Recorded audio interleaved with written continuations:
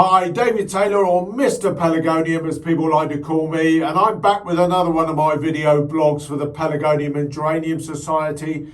Today I'm going to do something a little bit different. I'm actually going to do a Q&A session. I get loads and loads of questions on the comments after the videos that I do. Many of the questions are repeats that people asked previously. I always answer the questions, but they always get asked again, so I'll run through them in a video because there's not a lot going on at this time of year. So let's get going with that.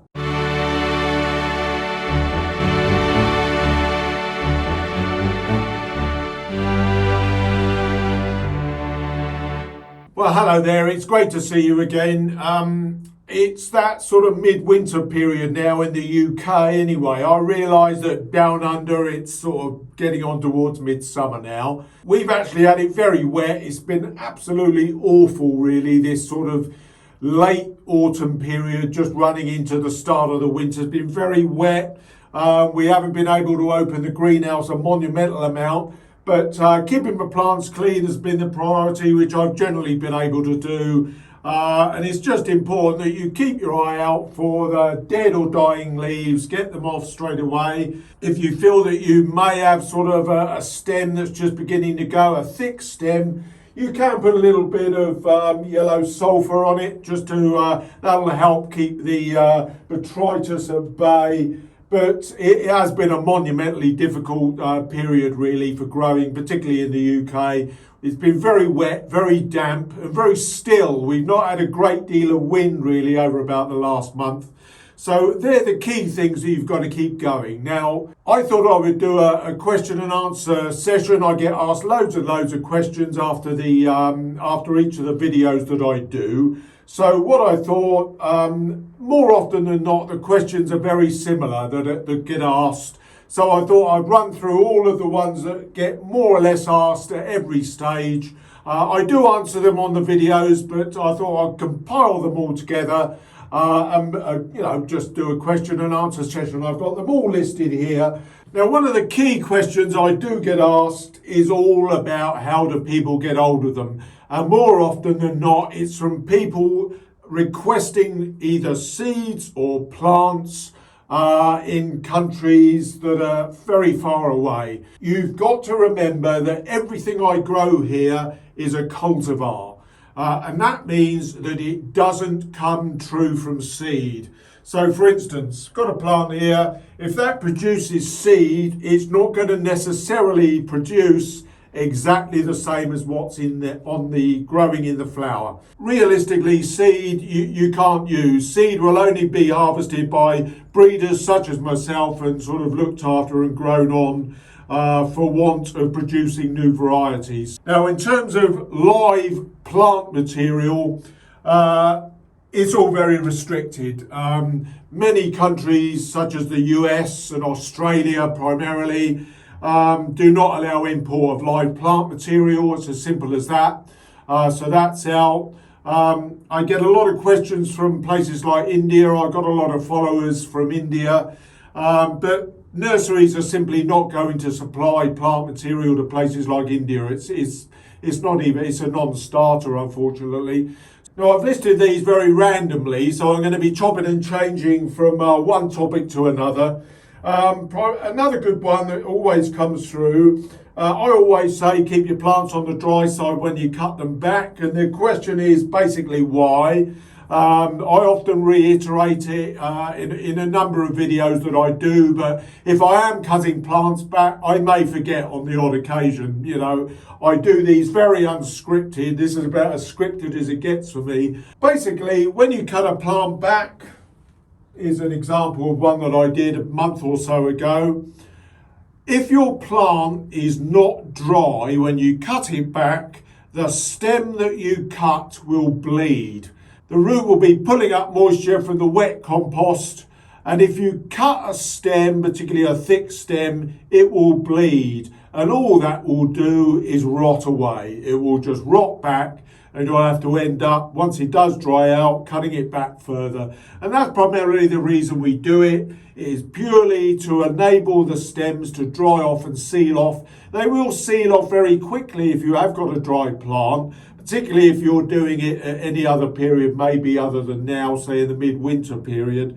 But that's primarily the reason why I say keep your plants very much on the dry side before giving them a cut. Now, is my greenhouse heated over winter? Yes, it is. Now, often, such as today, the heater is actually behind my camera, so you don't often see it. Occasionally you do, depends what way round I'm filming. But yes, I do. I keep a minimum temperature of 5 degrees centigrade. That's around the high 30s in Fahrenheit for our American viewers. Now, I think I've probably said zonals ideally would like it a tad warmer than that, ideally.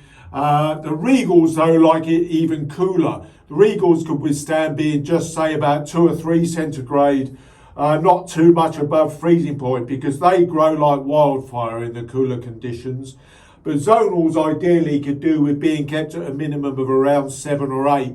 So it's that compromise that I have to make in my greenhouse, where I'm growing both Regals and zonal type plants. But I do keep a minimum of 5 degrees centigrade, which is done through an electric fan heater. Now that brings on to a sort of another question, whereas if you do want to take cuttings in the winter, which you saw in my last video where I got a propagator, cuttings will not root unless they're at a minimum of about 18 degrees centigrade. So you're going to have to provide bottom heat.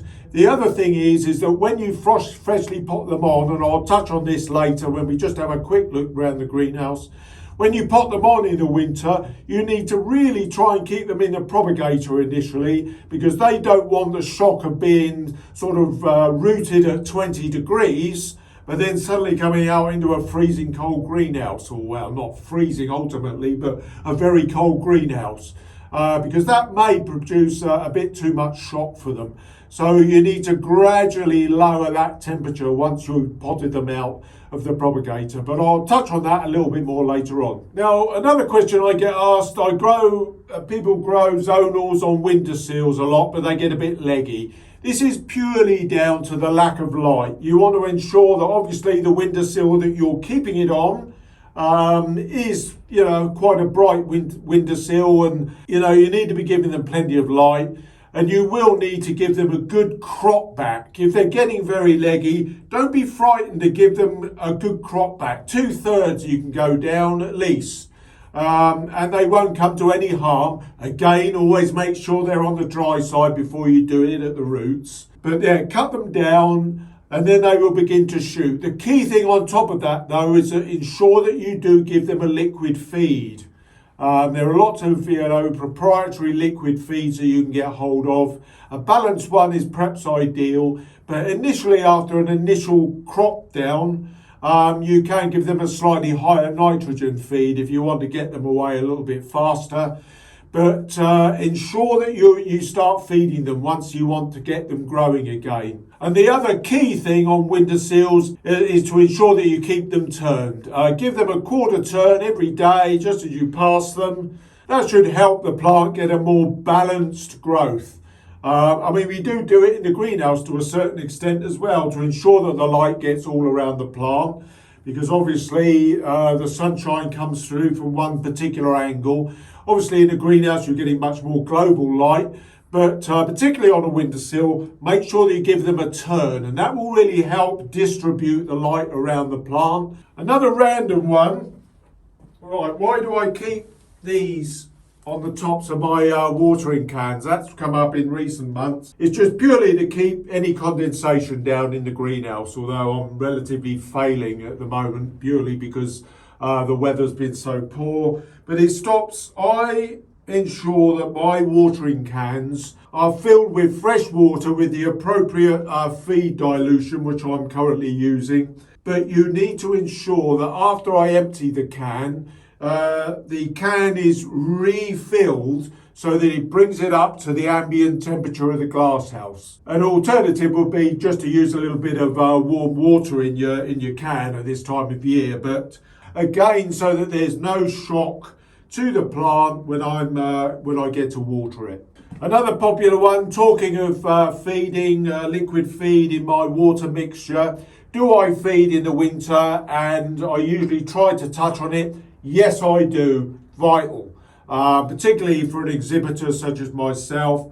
My plants are getting more or less a full strength feed, certainly 3/4 strength of liquid feed, a balanced feed, so it's covering all the bases, a bit of nitrogen, potassium, phosphates, all three of those mixed equally in the feed that I use. And this time of year they're getting it at every watering, but the difference at this time of year, of course, in the winter, is that they're only getting it. I'm actually only watering my plants about once every 2 weeks at the moment. So, and then they're only getting a mere dribble in the base of the saucers. It's as simple as that. We're in the middle of December. It's very, very dark. The daylight, we're only getting 6 to 7 hours of daylight every day now. So they're not getting much at all. So they're getting the feed at more or less full strength, but they're getting very little of it. Yeah, I do get answered, obviously, as I touched on earlier, down under now, down in Australia, New Zealand, Southern Hemisphere, it is, of course, summer, approaching midsummer now, rather than midwinter here. But obviously, growers down under, I have got a fair number of followers from those regions. All I can say, if you want tips on growing appropriately for that period, is to say, look at the videos that I do in the spring here and then in towards the summer in the time of the Northern Hemisphere here. So say March, April, May, June, for sort of the spring and early summer period. That's sort of what I can say. Now, if anybody's just viewed the YouTube channel, I have started to reorganise my front page. I have started to list out different sectional video groups to enable you to see various groups of videos on taking cuttings. I've done one section on the standards that I've grown, the sectional standards of my Robin Louise that I've done. I've put all those together in various groups, and you'll see them on the front page. They are also listed in the playlists tab if you look on that. I have started a group. I've only been doing that in the last couple of weeks. If you're looking for groups of videos for one specific subject, and that's what I've started to do. Now, another question that I get asked, particularly from my cuttings videos, is people that basically suffer a condition called blackleg, or basically rot. And this is primarily caused by overwatering your cutting. Now, when you take cuttings, as I explained earlier, you really do need to be using either a heated bed for them, or you're taking them in the summer when it's much warmer. Now, the other thing, of course, is ensuring that when you've taken the cutting, you just let that cutting seal off.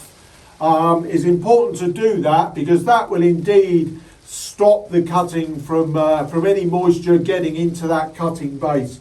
When I first stick them in the compost, I do not actually water that compost. I actually just use a very damp compost, so there's a bit of moisture in the compost. But all I do is make a pluck hole and stick the cutting in that little hole, perfect for the cutting, just burn the compost, and that's it, I'm done with it. So there are a couple of quick tips really to ensure that, you don't get a thing called blackleg. But when you cut, that sealing off process is very, very quick. Certainly if you're taking in the cuttings in the summer, it just takes a few minutes and it'll seal off. So yeah, just a few things to remember there. Now, I get asked a few questions of the timing from cutting back to flowering, and this is all about sort of stopping. Now, if for exhibition you do it in a specific time scale, but if you're just growing and you want all your flowers to come at a good strong point, say in the early summer, you're probably looking to give your plants a bit of a cut back in about March. If you cut your plants back in about March, you will get them flowering from June sort of onwards. The cutting back, of course, in basic terms, as I've said earlier, allows them to bush a bit better. and that's primarily what we're doing. Now, for exhibition purposes, we do have a set timetable, which I have published before. I'll put a link up here to the actual specific timetable of cutting back for show and exhibition. This, in general terms, is for sort of the UK. Obviously, climates vary around the world. We stop at various points in the early spring, usually, for the zonals. I have a rather bizarre scenario in that I have to stop my Regals very early, and I'll actually be doing it later this month. But they have grown on very strongly. But in general, all of your plants, you can give a bit of a cut back in the late winter, early spring period, which will give you a really good boost of flower from early summer onwards. Now, I get asked questions about the different sort of liquid fertilizers that you can use. So in general, a balanced liquid fertilizer all year round, except for about the mid-spring period when I go over to using a high potash feed, which really gives a boost to the bloom and really gives strength to the plant stems to enable it to withstand weight of not only the body of the plant, but also gives strength to those blooms that you want it to hold just above the body of the plant. So it's high potash for bloom and strength. You can use phosphates if you're not getting too much in the way of root growth, and it's the nitrogen that really makes the plant want to grow. But don't overdo nitrogen because you can get a lot of very limp, lax, green, leafy growth if you go for too much nitrogen. That's why we generally use a balanced feed for most of the year, because you're getting a bit of the all three. But an emphasis towards the high potash in that spring period to really boost the bloom and strength of the plant.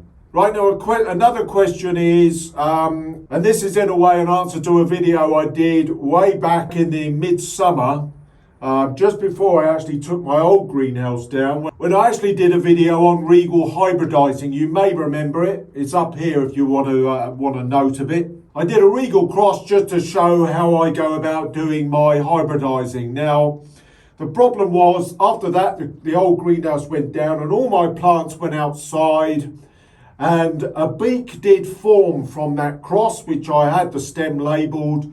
But unfortunately, we had about 5 or 6 weeks of really, really wet weather. And unfortunately, the beak that formed got overly wet and it just rotted, and I lost the beak seed head. So there we are. Yeah, it didn't come through. I probably almost certainly did it at the wrong time. So what I'll probably do next summer, I'll redo it, and when I've got my greenhouse here now, so it'll be protected, and we'll see it develop and see what comes from another Regal cross. So that was an answer that I should have been given. I've been reminded from somebody about it. So that's the answer to that one. Right, now another question I get asked, I've removed the camera so we can see what's going on, is my compost mix. Now I use a fairly simple method. This is the base compost that I use. I'm not going to go into the sort of different types, but it's a very light, airy compost. So 7 parts of a base compost, 1 part of a finish grit, 1 part of a medium perlite, and 1 part of horticultural sand, silver sand. Don't really matter what type of sand it is, as long as it's for horticulture. Don't use building sand, will you? Because that's a problem in itself. So always use horticultural sand, don't use building sand. That contains an awful lot of alkaline. So yeah, be very careful. Use washed horticultural sand. But that's my mix, and that's what I use for all of my plants at all stages of growing, except cuttings, which I've spoken about before. Is my cutting mix. This is basically a 50-50 mix of that ordinary base compost with 50% of a fine perlite or the horticultural sand, whatever I've got about. I'm not overly fussy about it, but that's what I use for my cuttings.